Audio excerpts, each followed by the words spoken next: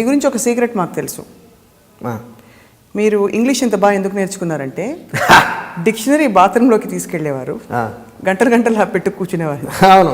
ఏం చేసేవారు?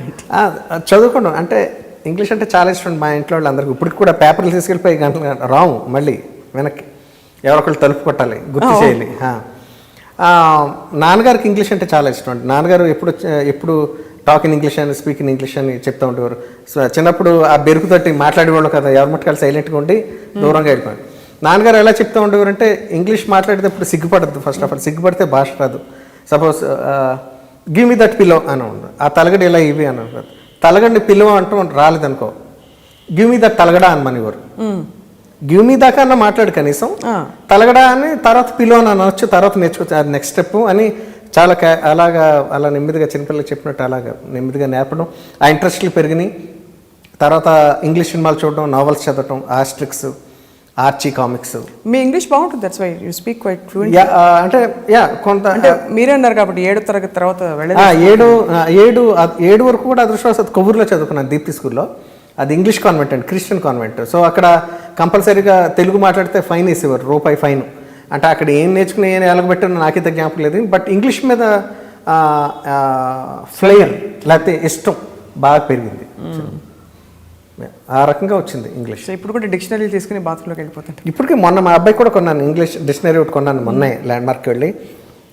ఇప్పటికీ నేను అంటే తెలియని అన్ని ఇప్పుడు నెట్ ఉంది కాబట్టి సెల్ ఫోన్లో చెక్ చేస్తూ ఉంటాను, ఈ వొకాబులరీకి దీనికి అర్థం ఏంటి, నేను తర్వాత యూజ్ చేయాలా, ఎక్కడ ఎలా యూజ్ చేయాలి, దాన్ని ఎలా పక్కాగా. మీరు స్టార్ట్ అయినప్పటి నుంచి కళ్యాణ్ చాలా మంచి జర్నీ మీది, అప్స్ అండ్ డౌన్స్ చూశారు. కానీ ఎప్పుడు కూడా మీరు ఒక పెయిన్ కనిపిస్తూ ఉంటుంది మీలో, ఇంకా వీడలేదు అది మిమ్మల్ని. అంటే ఉదాహరణకి వుడ్ యు అగ్రీ? అంటే లిటిల్ బిట్ అంటే సక్సెస్లో ఉన్నప్పుడు ఎలా పలకరిస్తారు, ఇండస్ట్రీలో సర్వే అవ్వడం, వారి సందర్భాల్లో మీరు బస్ట్ అవుట్ అయ్యారు కూడా. సక్సెస్లో ఉన్నప్పుడు అందరూ పలకరిస్తారు, అందరూ బాగా చూస్తారు, లేకపోతే ఎవరు పట్టించుకోరు అలాంటి ఇండస్ట్రీ ఇది అని అన్నారు, నిజమా అది? నిజమే. అంటే ఇప్పుడు నిజమండి అది.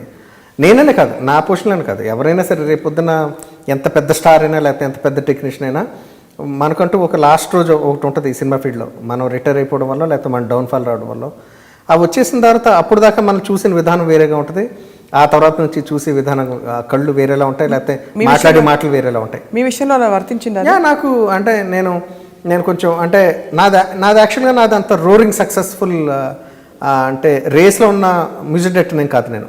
నేను చాలా తక్కువ సినిమాలు చేసిన మ్యూజిక్ డైరెక్టర్ని. బట్ స్టిల్ గ్యాప్ వచ్చినప్పుడు అంటే నాకు బాస్ సినిమా నుంచి నేను ఒకనొక కారణం వల్ల బయటకు వచ్చేవలసి వచ్చింది.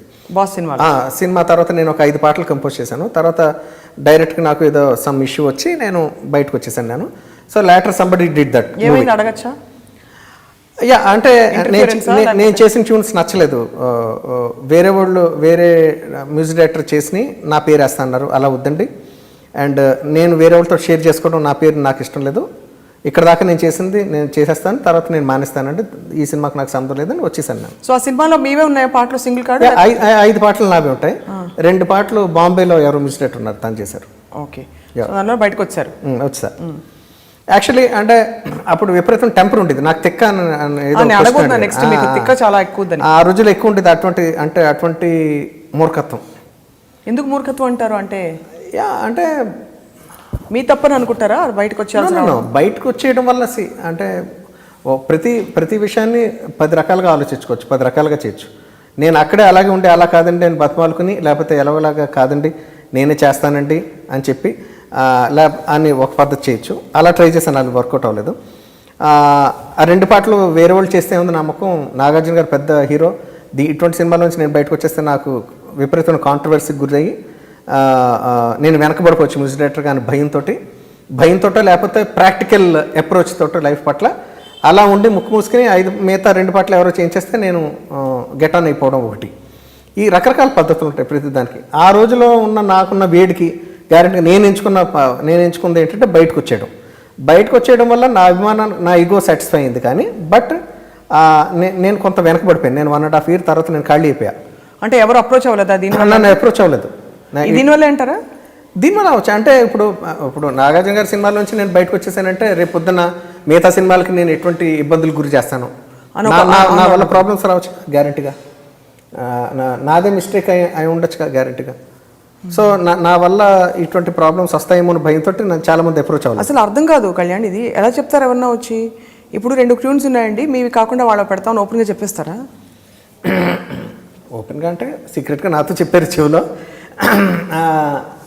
యా, నచ్చినప్పుడు ఏదైనా చేయొచ్చు, దే హ్యావ్ ఎవ్రీ రైట్.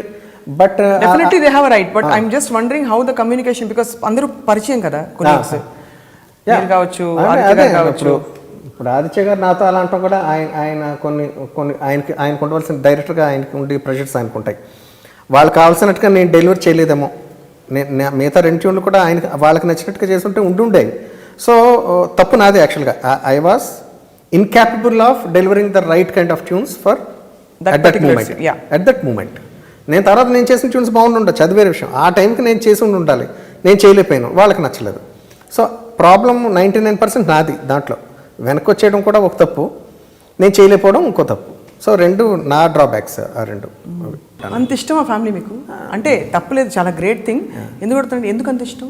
అంటే కుటుంబం అంటే అందరికీ ఇష్టం ఉంటారు. నన్ను ప్రేమించే వాళ్ళు ఉన్నారుగా, మనల్ని కొండంత ప్రేమించి నన్ను చూసిన వెంటనే కళ్ళల్లో స్పార్స్ వస్తాయి మా అబ్బాయికి, మయూర్కి. నేనంటే విపరీతమైన ప్రేమ నా భార్య ఉమకి. అంత ప్రేమించి భార్య అంత ఇష్టపడి అంటే నన్ను చూసి ఆనందించే నా కొడుకులు దొరకడం అన్నది ఒక 1,00,000 జన్మల తాలూకా అదృష్టం. అది డబ్బు లేకపోతే మ్యూజిక్ డైరెక్టర్ అవ్వచ్చు, లేకపోతే ఇంకోటి అవ్వచ్చు.